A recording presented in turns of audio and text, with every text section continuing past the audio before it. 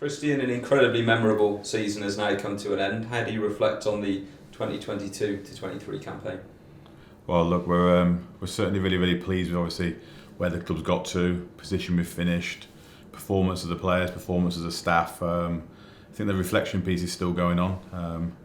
It's still quite raw, really, to get so close to the Wembley final 2 years on the bounce. So, but we're super happy with where we got to, and we're really geared up to try and improve for next year. A top six finish, the highest finish of any newly promoted club in almost a decade. A testament not only to the work the players put in, but the staff. Yeah, I think most of all it's representative of the club. I think the club's moving forward at such an incredible pace at the minute, both on and off the pitch, and obviously that's really pleasing, and it bodes really well for the future.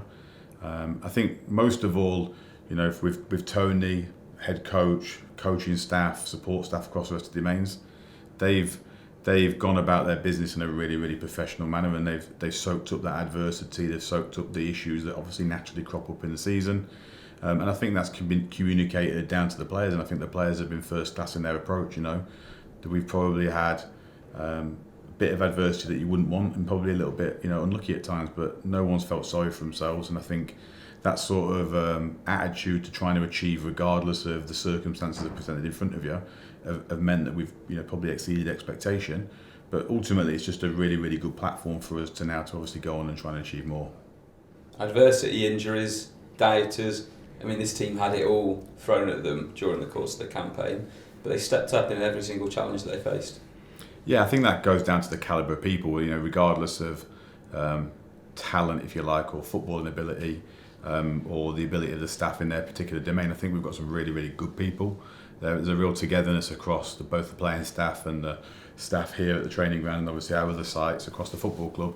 And I think, look, top teams, top businesses, they all perform well under adversity, pressure, maybe some doubters out there. And look, we're always going to come under scrutiny because it's such a huge football club and it means so much to so many people. And I think everyone's quite embraced that, and I think our players have embraced it.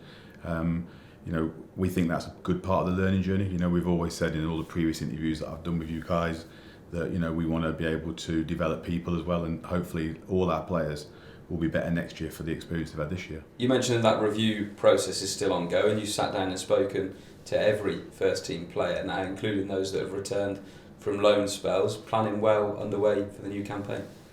Yeah, we felt a sort of professional debrief at the end of the season was important.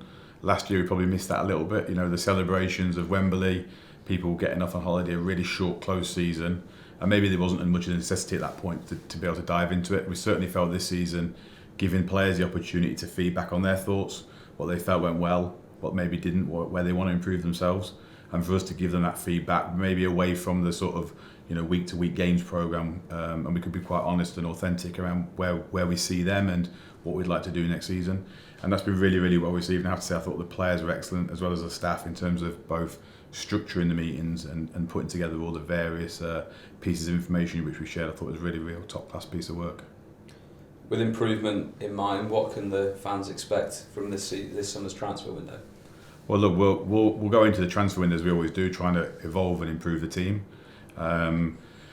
We feel that there's areas that require strengthening. I think some of those are more obvious than others, but we're only ever going to try to acquire the right players when we feel that they're the right types of players, the right individuals that are going to come and contribute to the team in the short and the long term.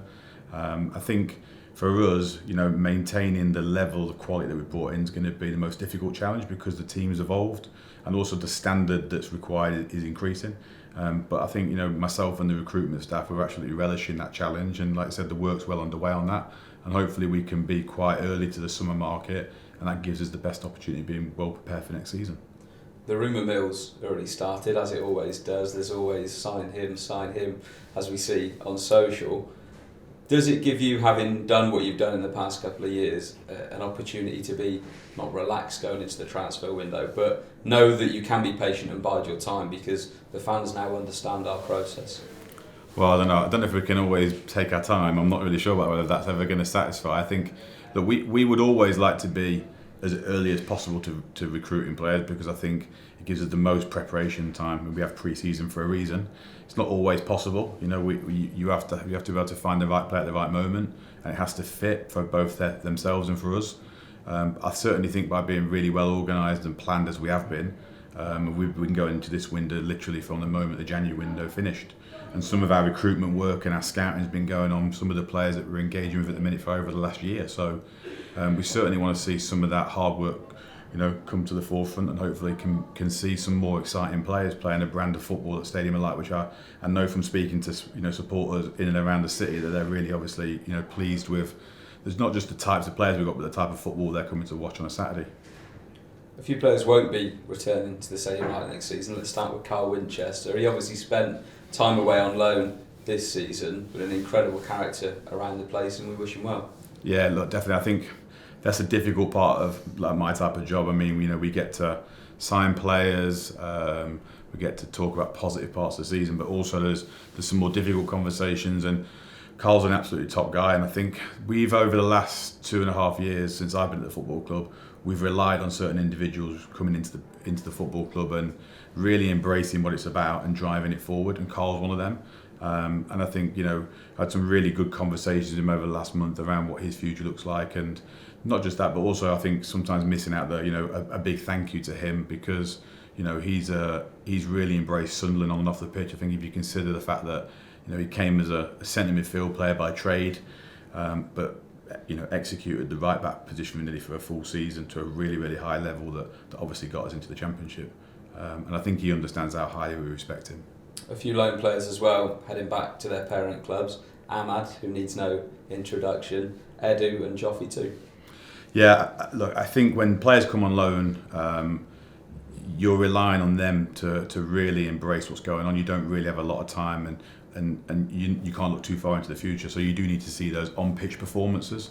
But I think for all three of those young players, they've absolutely stepped up on everything that we've asked of them and more. I think obviously Ahmad's performances in the games, the way that he's taken to the supporters, not just with the ball, but I think if you see some of his defensive work, some of his energy, some of his pressing, he's absolutely bought into what we require from him.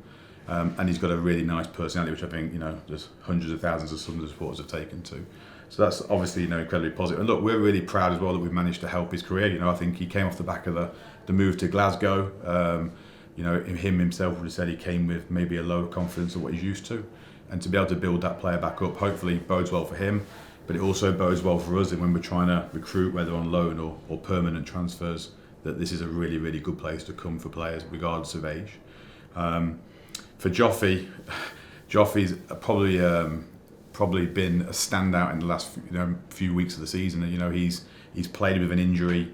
I think in his type of scenario, I think a lot of players don't play. And I think to go through what he went through behind the scenes to get himself out on the pitch for Sunderland is a massive mark of respect, and really underpins the type of character he is. And look, we're probably a little bit disappointed for Joffrey as well. I think we would like to have seen him play maybe a slightly different team shape with some different personnel. Maybe we would have seen the bet more out of him. But he's part of that flexible forward line for us that helped contribute a number of goals. I think we were 4th top scorers in the league, so really, really pleased with both his input in possession and out of possession. And for young Edu, it's obviously a slightly different situation in terms of that was a loan with an option for us. I think the natural thing that everyone expects is the boy's done really, really well. We trigger the option, but for us it had to be the right conditions, both from a contractual perspective and also from his perspective. And we had lots of long conversations, and Edu's a top young man, and I think he'll have a really successful career. But when we got down into the detail, it just wasn't as much alignment as what we felt comfortable with, and that's why we decided obviously not to proceed with it. Carl Winchester and Jacob Carney are the only 2 contracted players departing this summer. Doesn't that demonstrate just how far we've come in terms of progressing that player turnover, because it's now largely on the club's terms? Yeah, I think you want to have well-structured contracts, and I think just the nature of where the club was when we inherited it, it was limping from a short-term strategy to a short-term strategy, which is never ideal. We've certainly tried to build a squad that's got some longevity in it, and I think naturally when you acquire talented players, you want to try to retain those talented players for as long as possible, and ultimately, there might be an end date to that, whether the contract runs to an end or whether you sell a player, whatever it might be. But yeah, we think we're in a really good spot at the minute. We've got a lot of work to do. We're not being complacent in any shape or form, but we certainly feel that we've got into a rhythm and a way of working which hopefully is going to bring some future successes. Away from the first team, what else does the summer have in store for the club and also the remainder of 2023? Well, look, our main focus at the minute is around our squad composition. We have to capitalise on the opportunity when the transfer window comes up to be able to keep developing that squad and evolving the quality in it. And look, we do appreciate as well, supporters like to see the change, like to see new personalities come in. We're really, really pleased, I think, from the external feedback we've had that supporters have really bought into the style of play, they've bought into the players, they've bought into what the players are trying to do. But moving forward, looking forward, we've got some renovation work happening again at AOL. There's huge investment going into the football club. We've got probably more capital expenditure on our pitches this summer than we've had over the accumulation of the last 3 or 4 years. We've got a brand new refectory being fitted out, trying to give a sort of best-in-class nutrition and performance arena for support for those guys in there, which will be a benefit for all our players from 9 all the way through to the first team. And then there's just loads of processes, loads of probably really unsexy stuff behind the scenes that, has to be there to be an elite organisation and elite performance environment that we're really turning the screw on and trying to improve on.